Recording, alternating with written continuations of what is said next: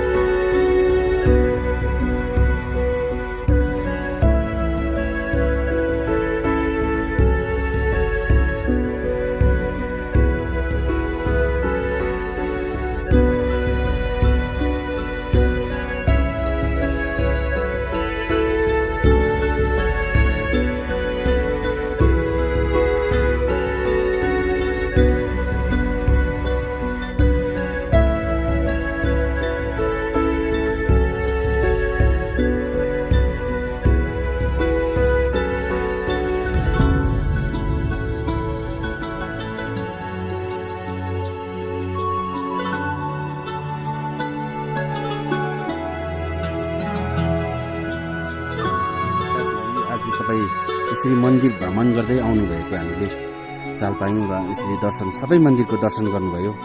र यो विषय तपाईँले अलिकति छोटो जानकारी यो आलेबारीको शिरमा रहेको मन्दिरहरूको जानकारी गराइदिनुहुन्छ भन्ने हामी गाउँलेहरू तपाईँप्रति आस्था राखेको छौँ है। र तपाईँले यो मन्दिरहरू बारेमा यसो जानकारी दिनुहोस् न गुरुजी। यो मन्दिरको मैले विशेषता तपाईँहरूलाई भने आलुबारी पुपुङ नामको स्थलमा चाहिँ यो डल्ले पर्वत क्षेत्र एरिया चाहिँ हामीले फर्स्ट चाहिँ अब प्रथममा सोच्नु पऱ्यो कि डल्ले पर्वत क्षेत्र एरिया चाहिँ देवी देवताले घेरेको जग्गा हो। शिरमा बस्ने चाहिँ सर्वज्ञ देवी देवता हो। अब शिरमा तपाईँको आलुबारीको गार्लङ्गुको मन्दिर आउँछ, उहाँ चाहिँ तपाईँको शिव र शक्तिको पीठ पनि हो, साथै पनि सबै देवी देवताको ठाउँ हो।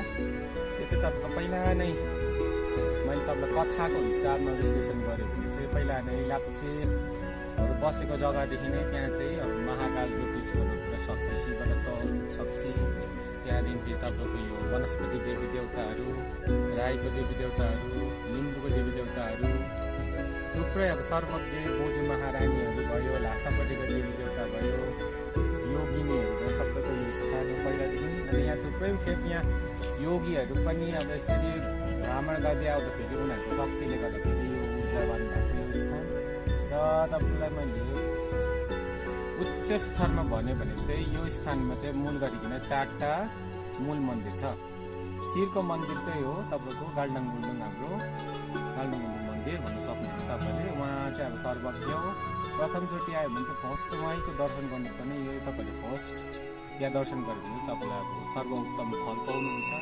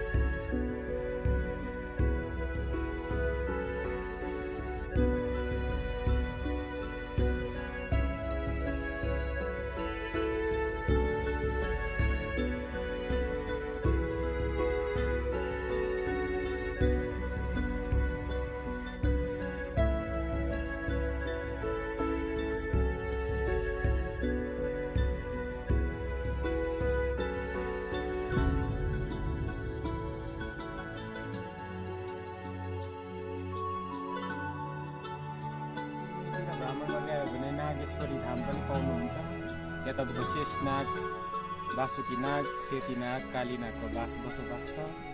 त्यहाँ चाहिँ अब यो गाउँको मान्छेहरूलाई स्वप्नमा दिएर त्यो ठाउँमा चाहिँ अब नागको उत्पत्ति भइसकेर नाग देखेर चाहिँ त्यो ठाउँमा नागको मन्दिर बनाएको। थुप्रै मान्छेहरूको रोग पनि त्यो नागले ग्रसित रोगहरू भयो, पीडाहरू भयो, त्योहरू पनि गएको छ। तपाईँहरूकोमा अब नाग ग्रसित रोगहरू छ भने त्यो मन्दिरमा भाका राख्यो भने जल्द से जल्द जति सक्दो अब तपाईँहरूको निको हुन्छ चाँडै।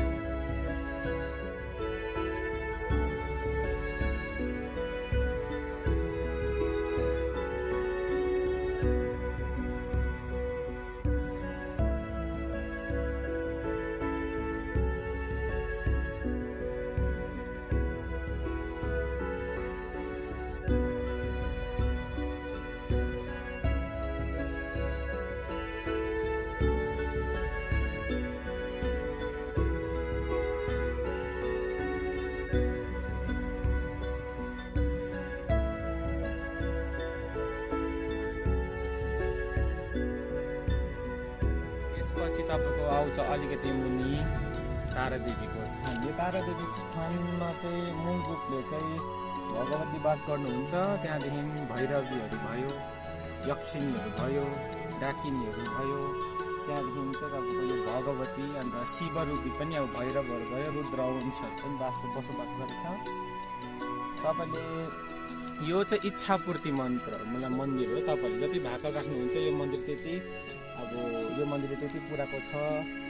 तपाईँहरूको चाहिँ चेष्टा र भाकल हुन्छ त्यही अनुसारले यो मन्दिरको अब पूजाले गर्दाखेरि तपाईँको इच्छा र मनोकामना छिटो पुरा हुन्छ।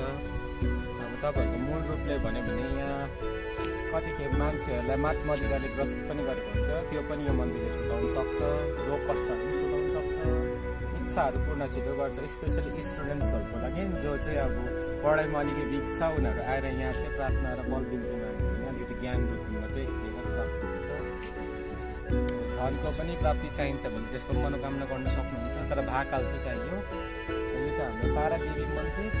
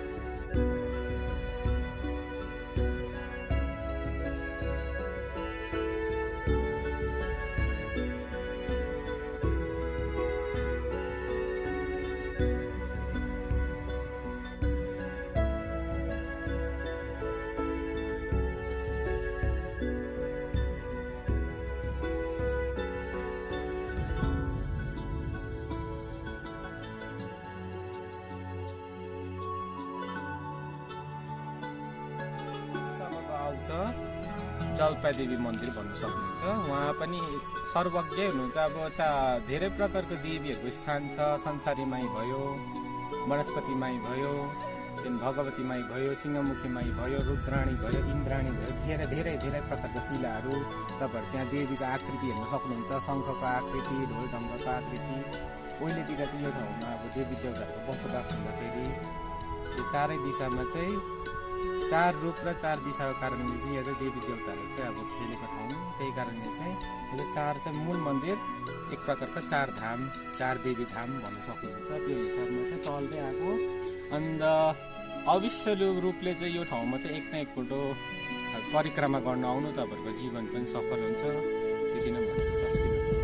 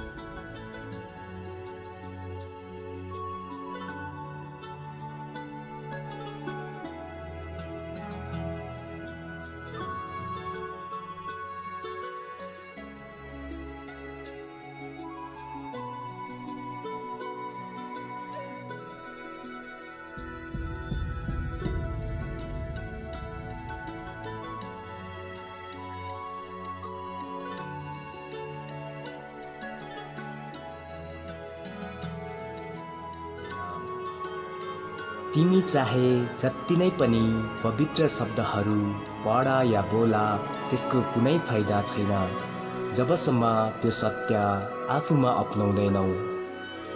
स्वास्थ्य नै सबैभन्दा ठुलो उपहार हो, सन्तोष नै सबैभन्दा बढी धन हो, वफादारी नै सबैभन्दा ठुलो सम्बन्ध हो। जसले आफूमाथि विजय प्राप्त गर्छ उही सबैभन्दा ठुलो विजय हो। शान्ति आफै भित्रबाट आउँछ, यसलाई बाहिर नखोज।